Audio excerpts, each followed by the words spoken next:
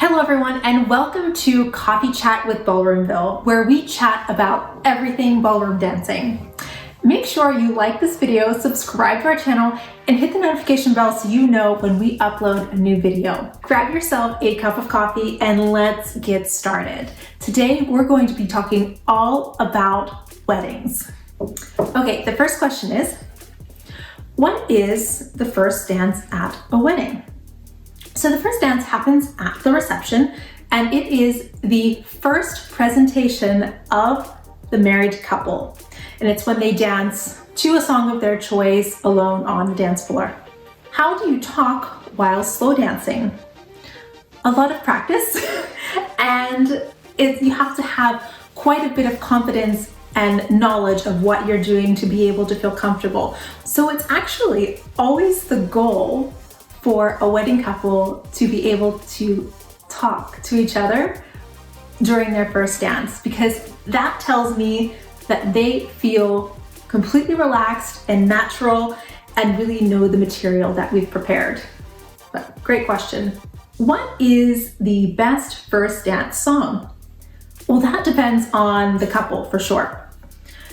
Everybody has different tastes in music and identify with different lyrics and different artists. So you want to pick a song that means something to you, of course, and that's really personal preference. And actually, this is a great topic.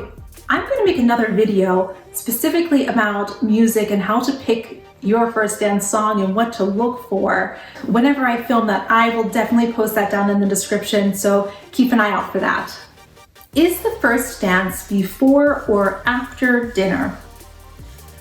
Either is appropriate. It's really based on personal preference. Traditionally, the first dance would happen after dinner as a start to the party and the dancing in the evening. Many couples opt to present their first dance at the beginning of the reception as their grand entrance. There's really no right or wrong way. It really comes down to personal preference. How do you dance your first dance? So ideally, your first dance should be natural looking, relaxed, and appear from the outside that you know what you're doing, that your guests will really appreciate that. And in order to do that, first you want to learn the basic elements and then put those elements in a sequence that will help of easing any nerves of wondering, what do I do next? That is the worst feeling whenever you're dancing in front of a room full of your family and friends. You want to be prepared. Now, if you are interested in some more information about wedding dance lessons, there are links down in the description for more information. I'd be happy to help you with that. Does the first dance come before the father-daughter dance? Traditionally, if you have your first dance after dinner, you would dance your first dance, and then there would be parent dances after your first dance. And for the couples who opt to do their first dance in the beginning of the reception as their grand entrance, typically would have their parent dances after dinner. How do you dance without being awkward? Take dance lessons. Trust a professional. The only way to learn skill is to study that skill and become better at it. And the only reason that someone may feel awkward dancing is only because they don't know the skills and the tools to help them look and feel their best. How long does it take to learn a wedding dance?